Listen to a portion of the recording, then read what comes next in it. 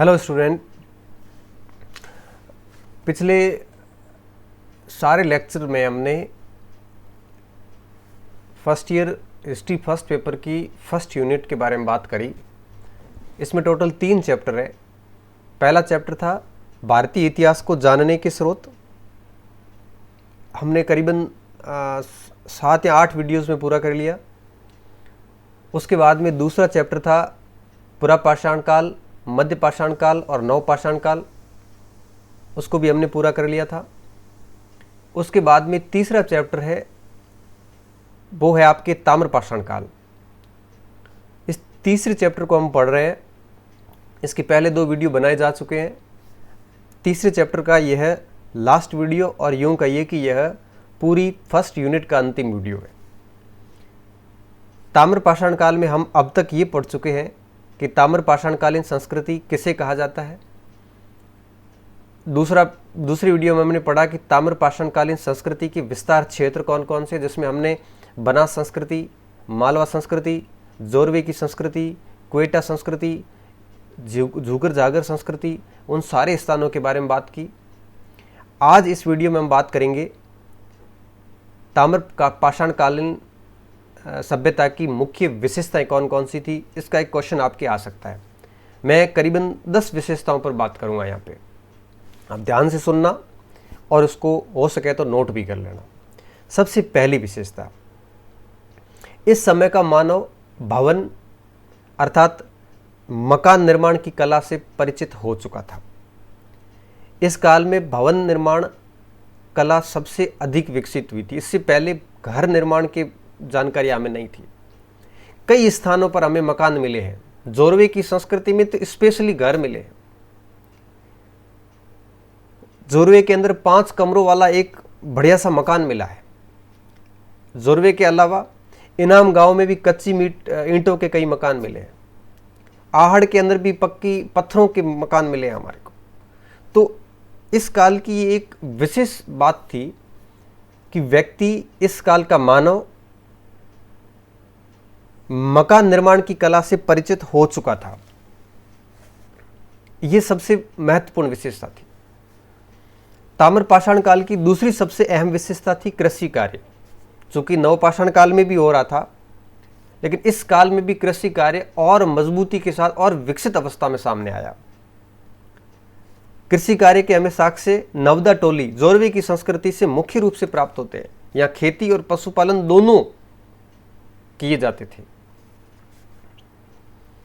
तीसरी विशेषता मैं बताऊंगा, जो सबसे अहम विशेषता थी, दुर्ग निर्माण। इससे पहले हमने जितनी भी सभ्यताएं पढ़ी, दुर्गों के निर्माण की बात कहीं नहीं आई थी। लेकिन ताम्रपाषाण काल में दुर्ग निर्माण कला के साक्ष्य हमें मिलते और 3 स्थानों से दुर्गों के साक्ष्य मिले। मध्य प्रदेश के एरण से प्राप्त हुए, जिसे अपन मालवा संस्कृति कह रहे थे, कायथा से प्राप्त हुए और महाराष्ट्र के इनाम गांव से प्राप्त हुए। इन 3 स्थानों से हमें दुर्ग निर्माण के साक्ष्य भी प्राप्त हुए। ये तीसरी सबसे महत्वपूर्ण विशेषता थी।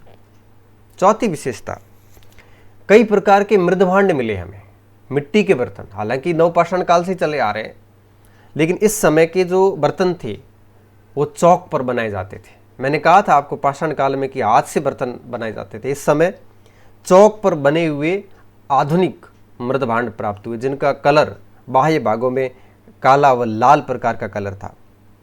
मध्य प्रदेश और महाराष्ट्र में कई प्रकार के मृदभांड मिले हैं, काले एवं लाल प्रकार के मृदभांड, जो चौक से बनाए जाते थे, चौक के ऊपर बनाए जाते थे।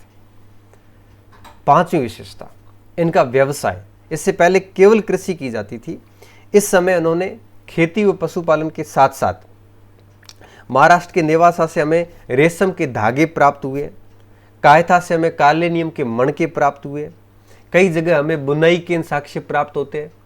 इस आधार पर हम कह सकते हैं कि यहाँ पर व्यवसाय भी मुख्य रूप से एक प्रकार से महत्वपूर्ण स्थान ले चुका था। छठी विशेषता थी समाधान, संस्कार, अंतिम संस्कार, क्रियाक्रम जिसे अपन कहते हैं।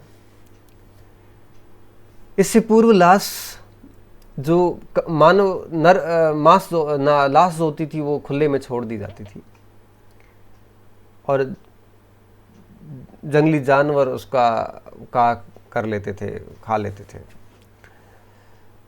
इस समय दक्षिण भारत में कई हमें शव मिले। उनके शीश जो है वो यूं कहिए पूर्व की ओर और पांव पश्चिम की तरफ मिले।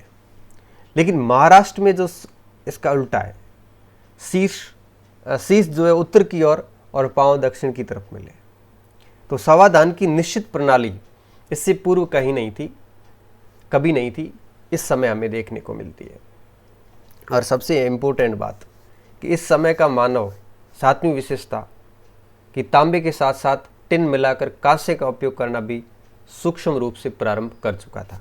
तो कांसे का प्रयोग ये इसकी 7वीं महत्वपूर्ण विशेषता थी। 8वीं विशेषता सामाजिक विभिन्नताएं। चंदौली व नेवासा में हमें यूं कहिए कि समाज के अंदर विभेद मिलता है। कई प्रकार के घरों की श्रेणियां अलग मिलती है।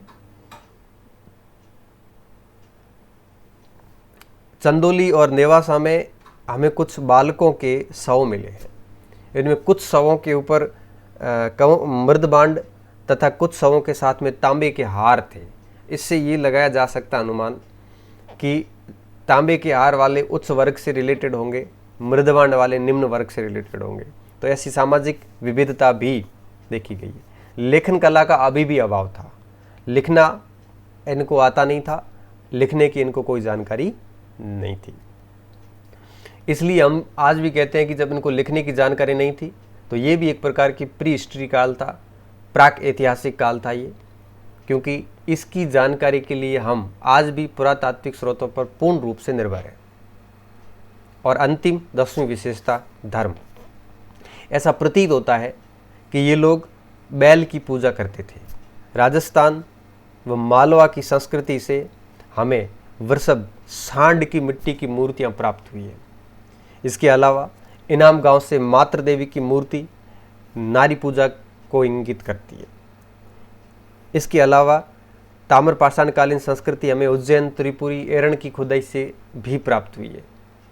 ये सारी चीज़ें बता रही हैं कि कहीं न कहीं इस समय मूर्ति पूजा या यूं कहिए कि धर्म एक प्रकार से स्थान बना चुका था। ये 10 मुख्य विशेषताएं थी ताम्रपाषाण काल की। तो इसको उम्मीद कर रहा हूँ कि आप अच्छे से याद करोगे।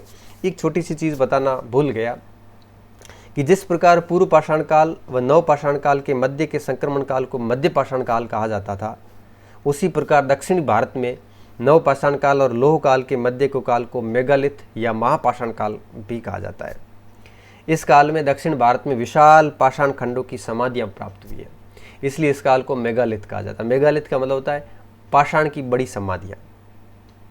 उत्तर भारत में भी हमें कई ऐसी समाधियाँ इलाहाबाद, मिर्ज़ापुर, वाराणसी से प्राप्त हुई है, लेकिन इतनी बड़े पैमाने पर नहीं प्राप्त हुई है जितनी दक्षिणी भारत से प्राप्त हुई है। इन समाधियों को कई भागों में बांटा गया है। शिष्ट समाधि, पिट समाधि, कैन समाधि, डोलमेन समाधि, अम्ब्रेला समाधि, कंदराय, महीर, बहुत सारी तमिलनाडु, कर्नाटक, इन सारे क्षेत्रों से बहुत सारी मात्रा में ऐसी समाधियाँ प्राप्त हुई है। इस काल को हम महापाषाणिक काल कहा जाता है। तो ये फर्स्ट यूनिट विद्यार्थियों पूरी हो गई। उम्मीद कर रहा हूँ नोट करके आप इसको बढ़िया तरीके से याद करोगे, तभी हमारे लिए ये फ़ायदेमंद होगी। बहुत बहुत धन्यवाद।